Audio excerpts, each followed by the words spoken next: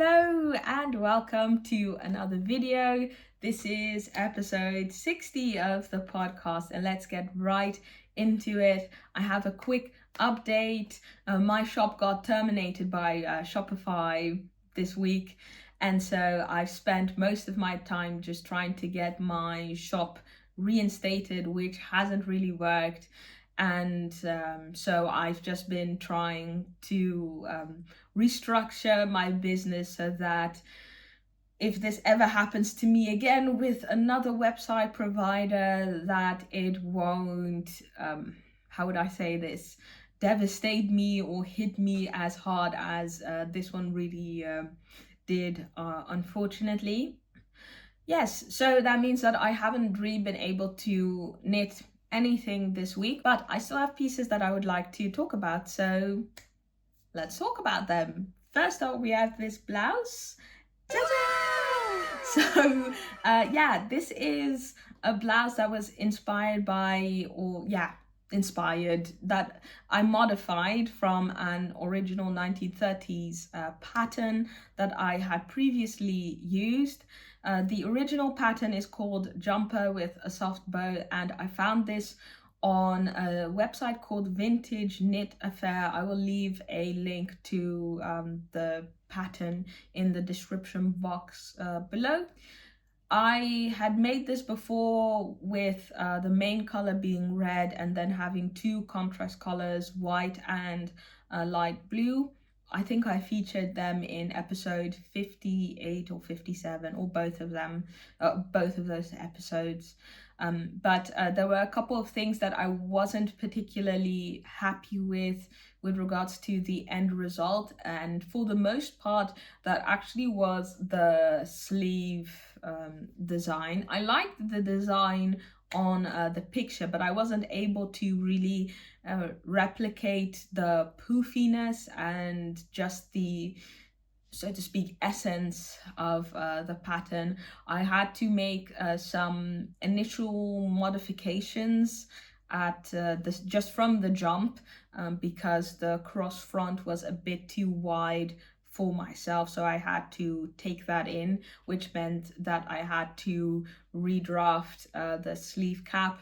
Also, the pattern didn't feature any row gauge, so that was also something that I had to kind of guess, so to speak. And what ended up happening was that the sleeve cap was a bit too short, and I don't know if, I think this is also the reason as to why the sleeve was kind of pulling at the underarm section. So that was a bit of a disappointment, and so a couple of weeks afterwards I thought, okay, maybe I can try and put my own spin to the pattern and create something different that I feel suits me a bit better. And so I came up with this piece right here. So the yarn that I used is BC Garn Bio Shetland. For the main grey color I used number 41, and for the contrast color I used number 70. So Bio Shetland is just a very standard, it's actually not Shetland yarn, it's or wool from Shetland, but it kind of mimics it, but it is a bit softer than that. I think I would actually compare it to Super Soft, Holst Garn's Super Soft. Yes, so what do I want to say about this? The construction, of course. It's fingering weight yarn, that's what I wanted to say, the construction. Let's start at the back, since that's the easiest section. So I actually knit this on a knitting machine, the one in the back right there. And when it comes to knitting machines, I have kind of like my own preferences, what I prefer and what I dislike. For instance, I prefer doing decreases instead of increases on the machine. So that sometimes impacts the way in which some of my pieces are constructed. Having said that, I started here at the waist, so there's actually no increases at the body. The width at the waist is the same as at the bust. So I basically knit this straight. Then when it was time for the armhole shaping, I did just that, your regular armhole shaping, casting off a number of stitches, then decreasing, then knitting even again up until the shoulder shaping, and then I did short rows in order to do a 3 needle bind off afterwards. So once that was done, I decreased stitches at the bottom, and yeah, just did 1 by 1 ribbing here. One thing to note is that actually I had originally planned for this jumper to have the contrast colors dark green and kind of dark magenta, purple type of color, but it was looking a bit too much like Wimbledon, so I switched to green, but no, to blue. But what I found out is that when you switch colors, when you're doing 1 by 1 ribbing or any type of ribbing, what happens is that the color transition is not going to be completely clean. In particular, the pearl columns, the way the color change will be is that you'll have basically your main color, then the contrast color, then 1 row of the main, and then your contrast colors, just due to the nature of a pearl stitch. And so the way that you can combat that, so to speak, is that did I start doing the audio? Okay, I just wanted to check if I was recording my audio. But the way that you combat that is that you the first row of your contrast color, you actually knit all of those stitches, and then you do your 1 by 1 ribbing. The front was very similar to the back. The huge difference is that here there is a split, and that's just to make sure that your head can get through. Yeah, usually with vintage patterns, they're quite close to the neck here, and so you need some type of way to put your head through. So you might have button closures or zippers, and usually they are on the shoulders, at the back, or at the front. And yeah, since this is a bow tie and it covers up the front, it's pretty straightforward just to separate the front section and just knit those separately, do the neck shaping and then the shoulder shaping, and then yeah, add the bow tie later on. That was also in the original pattern as well. So that's what I did the 3 needle bind off. And then for the sleeves are quite different from the original. I made some gathers here at the top because I thought that was a cute fashion detail, so to speak. What else did I do? Oh yeah, the original pattern actually doesn't have any ribbing. It's just plain stockinette stitch, and then you finish with 2 rows of single crochet or double crochet in UK terms. And then there's a split actually here at the top of the sleeve, and you'll have a button that closes the sleeve, which is actually a really nice detail. But like I said, I was struggling already with the sleeve. I didn't want to make it any harder for myself, so I just kept to a pretty standard puffed sleeve with some decreases before the ribbing, just doing the ribbing and calling it a day. But I'm happy with how it turned out. Then for the bow tie, I think that was the most labor intensive part of this piece. It's all knit in moss stitch by hand, because you can do it on the knitting machine, but it is yeah, it will take you a longer time to do it than if you were to do it by hand. Nevertheless, still took a long time. The pattern tells you to knit to a certain length, but I found that when I did that, the bow tie was a bit short. So I think I knit maybe 30 centimeters more, something like that. Did that, and yeah, the way the bow tie is constructed is actually pretty straightforward. What you do is you cast on 2 stitches, then every other row you increase on one side, so you get this triangle section right here. Then you knit straight for very long time, and then you do the opposite on yeah, at the end. So then you decrease on one side, and then you get the other section right here.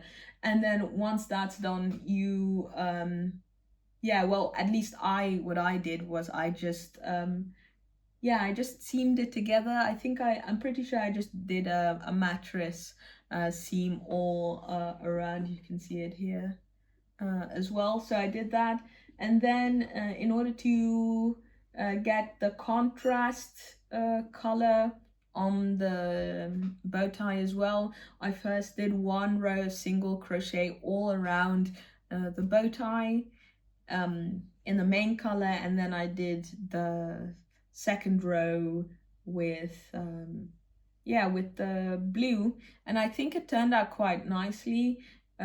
Yeah, the first row of single crochet I think would have not looked nice with the blue, just because I was working at the edges of the bow tie, and so having to do that in the main color first gave me kind of a clean slate for the second row of single crochet. Yeah, so that's, I think, essentially everything. Yeah, there's not really all that much to say about this. I do have to say, well, hear me saying something about this. One thing that I would like to say is that it is very easy, well, not very easy, it's far easier to use gathered sleeves than a fitted sleeve, just because you have a bit more leeway in terms of calculations. So it's, yeah, it's not a precise thing you have to do, so you can just gather at the top all of the excess yeah, sleeve, so to speak, that you have, which was something I actually really enjoyed. So yeah, that's it for this piece. Yeah, I'm very happy with how it turned out, and I kind of used this as a template to create 2 other pieces, which I'll show now. So here it is, the next blouse. Ta-da! So yes, specifications. Again, fingering weight yarn, the same BC Garn Bio Shetland in the color 20. I believe it's called indigo. And then, ooh, the sleeve is looking a bit janky here. And then black for the sleeves and the collar, and that had a code of 16. Yeah, so this is another rendition or yeah, of another pattern that I had made. So it's been a lot of like cross pollination, so to speak. This is yeah. I don't even know where to start here. So the body is very similar to the previous one, that 1930s jumper with a soft bow, but the top looks a bit like Cecile from Jack Frost volume 27, also from the 30s. That one is actually an American pattern. I'll leave the information in the description box below. Yeah, so what did I do? Basically the same thing as with the gray one. The back is slightly different. Did I close this? No. Okay. Yeah, so the back is basically the same. The only difference is that here at the top I actually split the back in two so that I could put a closure in the back. That was actually a mistake because I had also done the same thing as I did with the gray one, which making a slit here at the front. And so I thought, okay, now I have two openings, one in the front and one in the back. So I just decided to crochet this shut so that you basically have this keyhole section here that has been crocheted all around. So then here at the back, what I did is just I picked up the stitches with crochet, did some single crochet and just created a placket for the snaps to put on. I sewed the flap to the piece, and that was basically that. Put in 4 snaps here. You can't really see it, but there are 4 snaps here. I've kind of had to learn myself how to make this look nice. It's been a lot of trial and error. I remember the first couple of times that I created a placket, a button placket or snaps at the back, and it looked quite rough, and they were like it it looked rough. Just go back a couple of episodes and you can see what I mean.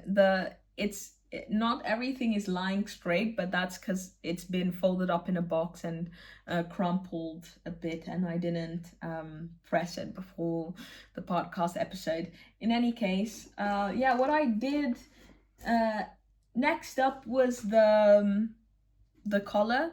So I actually hand knit this as well, garter stitch, and I did the first time that I did this pattern was in a light camel color, and I actually that time around I picked up stitches and then knitted like that. But then the issue that I had was that the collar was kind of shifting and I wasn't exactly sure what was happening to my piece. Still don't. Also, something that's really weird, after having washed the piece twice, this the collar on this side for me keeps flipping over. So I don't know exactly what I did to cause that, but I guess I messed something up somewhere. But to be a bit more cautionary this time around, I actually knit it separately and then I seamed it onto the piece so that, you know, if I messed up, I could still give it another go.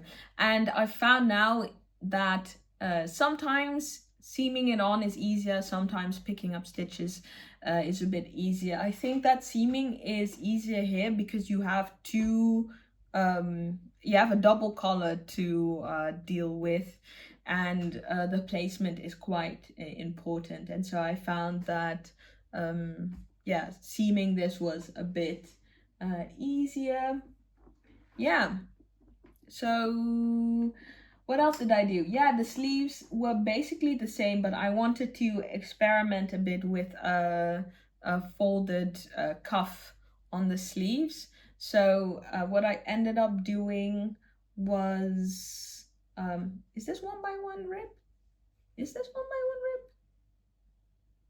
I don't think so. No, this isn't 1x1 rib, I think. Yeah, okay, so I'm a bit confused because I'm looking at the sleeves and it's not making all that much sense, but I remember what I did. I decreased a couple of stitches and then I just did plain stockinette, but because of the decrease, the stitches are a bit stretched out, so it almost looks like ribbing, but it's not. It's just plain stockinette stitch. I knit twice the length that I wanted to have, and then on the inside I just single crocheted it onto a purl ridge, and I used the first black purl ridge to do that, just because it was very easy to identify, and that made for a very clean finish, and I'm very happy with how it has turned out. It's very comfortable to wear. And I actually, well, finishing is easier doing it this way than with ribbing, or at least as compared to the first grey one, because I found that the casting off was a bit rough, so to speak, in the sense that I cast it off too tightly, and so it wasn't extremely tight, but I could really feel that cast on edge and I wasn't happy with it, so I ripped it out and then I used larger needles. Yeah, just casting off stitches in a stretchy manner, especially if it's 1x1 rib, or even more difficult 2x2 rib. It's quite hard to I don't know, get a clean finish, and then at the same time get the stretchiness level that one might be aiming towards. So yeah, this was kind of just fun, just trying different things out. And now looking back at it because I think I made this maybe 2 or 3 months ago at this point. It's been a good start to get more comfortable when it comes to creating my own designs, because now I'm just kind of tweaking one thing here and tweaking something else there, and so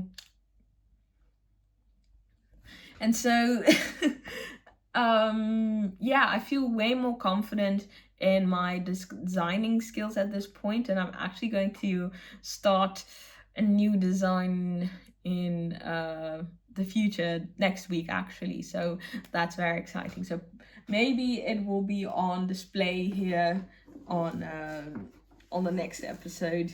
We'll see. I really am missing the I'm missing the hand knitting, although I have been hand knitting a bit more the past 2 weeks. I now have a kind of fancy chair in my bedroom that I found at the thrift store. It's this kind of red velvety chair that's very nice to relax in, and so I've just been sitting there reading before going to bed and knitting, and I've actually been working on one of my older projects that I wanted to finish last year but have not managed to do. So I'll just give you a quick check in on that. It's the grid pattern from Kaze Kobo Yokohata, from her book. I don't know what the book was called again. I will leave a link in the description box. I've spoken about this book far too many times at this point. Okay, I'm going out of the screen. Let me just get the scarf. Yes, so here we have grid, and I had edited episode 58 last week, and I think I was here, or maybe even still at this section here. So I've done a couple of centimeters. At the very least now it's long enough to kind of get the vision of the scarf putting it on. So let's give that a quick go. Yep. Yes. Yeah, okay. Yeah. I am really liking this. I think the colors go so well. This is not me taking credit for the color scheme. This is all Kaze Kobo's work. But yeah, it's gonna be so long, but it's also gonna be very cozy and nice. It's very lightweight, as you can see, but it's warm because it's 100% alpaca. Oh yes. It makes me very happy to see it like this. Okay, so this is definitely going to be a staple for me in the winter. I just need to have a good coat for this. Oh, let me just let you in on something. I am actually trying to work on my personal style, because I actually don't think I have a personal style for myself, or at the very least I don't have a well thought out wardrobe. Most of my stuff is still very much so modern, which I don't have a huge issue with that. I think it still kind of fits the things that I like to wear, but I have slowly been taking out stuff that I don't think that I feel really fit me at this point in my life. So yeah, also all the sweaters that I had previously made, the non-vintage ones or vintage coded ones, those are all with my mom at this point. Yeah, so I am working on creating a wardrobe that more represents the current style that I have. I have some books that I've been looking at. I think McCall's 1,000 Sewing Tips. It's on the knitting, the Internet Archive. I'll leave a link to that. And then this other book about sewing as well. It starts off with, yeah, kind of trying to find your own style and what you might need in your closet. For instance, staples. I don't have that many staples, which is one of the reasons why I struggle in the morning trying to get ready. But yeah, I did buy this dress recently. It's a vintage, and I'm happy with it. I think it looks really nice. There's a matching belt. I think it looks really cool. But yeah, I'm going to be thinking more about that. So I was thinking of maybe doing a series, trying to build up my clothing wardrobe. We'll see. I am vlogging about kind of like starting up my own knitting business, so to speak. I remember someone on my latest podcast episode wanting to know a bit more about the behind the scenes of that, so I am vlogging that for a bit. But alas, I want to continue. Yeah, I have this one right here. This is another Cecile coded. Well, I think this is the closest Cecile. This is basically the Cecile pattern, to be honest. Yeah, maybe it's nice before I put it on the mannequin very quickly to show you the back. I had found a way to do button loops in a knitting manual.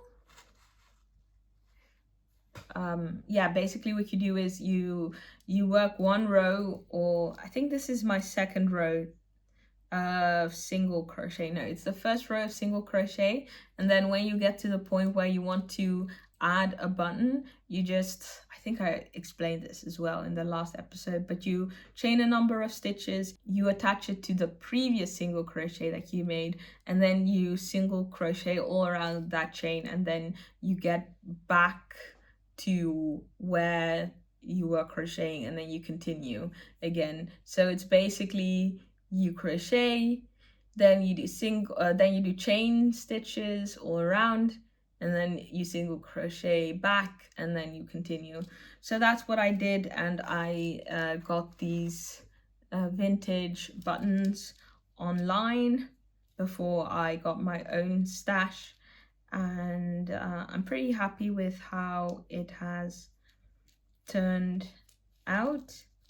I'll put it on the mannequin. There's really not that much to say because it's basically made in the same manner as yeah, the previous blue and black piece right here. So this just needs to get blocked out a bit because it's still curling a bit, but I have here a row, one row or two rows, I think 2 rows of single crochet. Yeah. Oh yeah, the color is 8. Again, BC Garn Bio Shetland. Ta-da! Here's how it looks on the mannequin. The sleeves always kind of remind me of, how would I say it, a chicken leg on the mannequin, because there's nothing to quote unquote beef it up with. The last thing that I would like to say about this piece is that if someone would ask me if there's anything that I would change about this, it's that I would take an even thinner yarn. This is fingering weight yarn, and I believe the gauge is 28 stitches that I used for this. I'm pretty sure it's 28 stitches. But that it's still quite a bit bulky because it's two collars on top of each other, and I didn't really realize how bulky it would get. It doesn't look bad in my opinion, but it's quite different from the original, which I used 17 divided by 2 NM yarn. I don't know what that is in meters. I think about, wait, 17 divided by 2. Why is that so hard?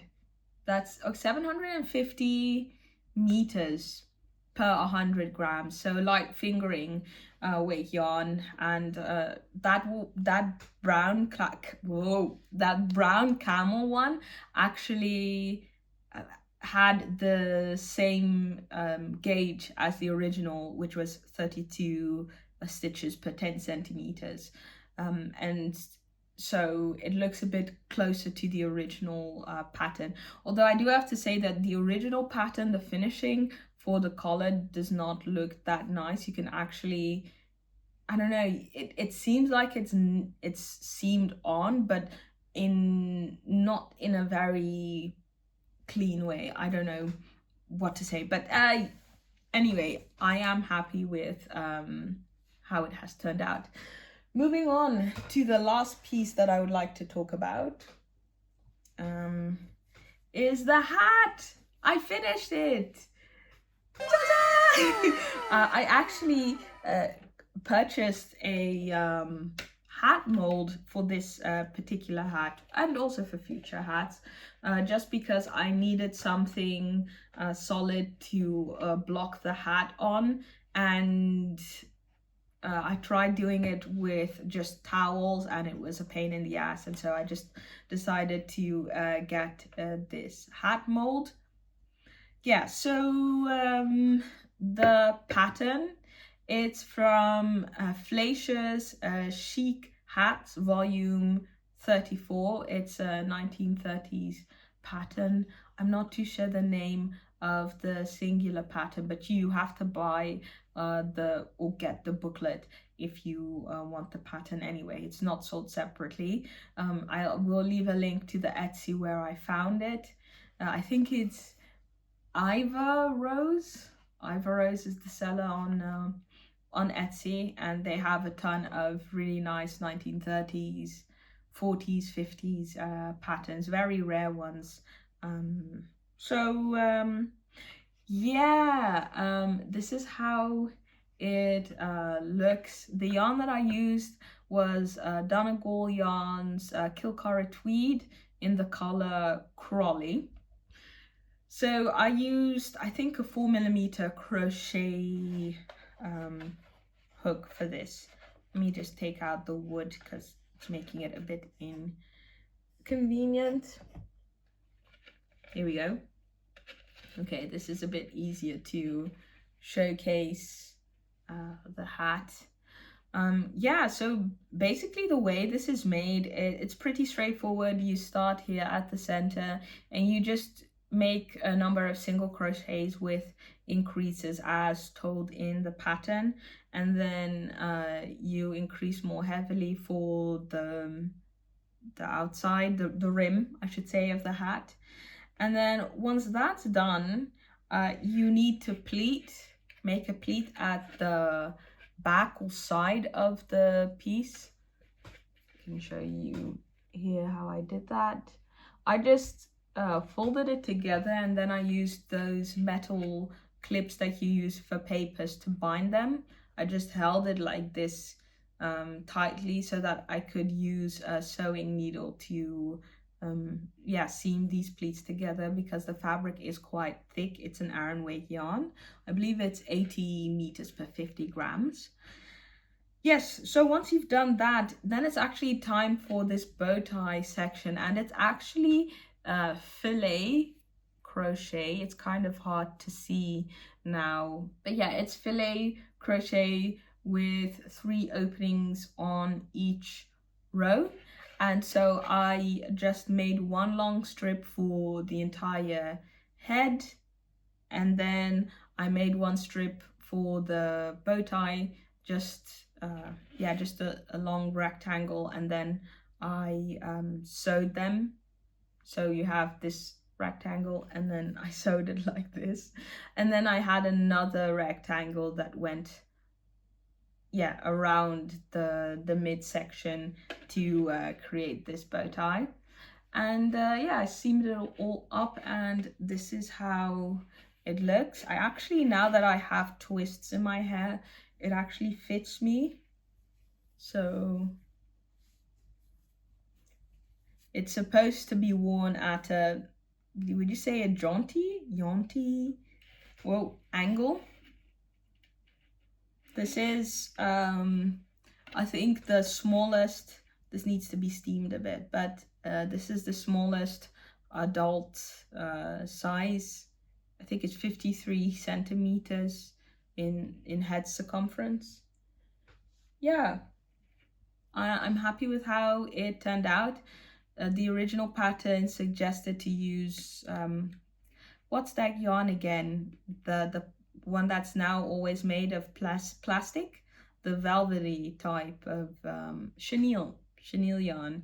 But I didn't want to do that. I've worked once with chenille yarn, the plastic type, and I didn't really like it. It was falling apart as I was crocheting. It was hard to see the stitches. It was a whole pain. But I feel like the tweed, the Aran tweed, is interesting enough to give this quite simple hat a bit of intrigue, so to speak. Is there anything else I wanted to say about this hat? I think I would like to make this again. I have some green tweed left in the same exact weight, and I think I might want to go up a hook size and make a larger size. I think that's about it for today. I'm a bit tired, and I want to also do the Dutch version of this podcast today as well. I have some more stuff that's actually finished that I would like to talk about in the future. I don't know if I've spoken about this skirt. This is actually one that I had initially made to put on my website, but I really enjoyed it myself as a very basic staple in my closet, so I'm keeping this for myself, and I've used it a couple of times, and I really like this piece. But yes, that will be for another episode in any case. Oh yeah, questions. I completely forgot to mention I haven't posted the last episode, so I don't have any questions to answer. But if you do have any questions for me with regards to knitting, crochet, being a freelancer, etc., leave those in the comment section below, and then I'll try to answer a couple or as many as I can in the next podcast episode. I think by then the first one in which I ask for questions, that one will be up so that I can feature them in the next podcast episode. But yes, as always, thank you so much for watching, and I hope to see you soon in another video. Bye bye.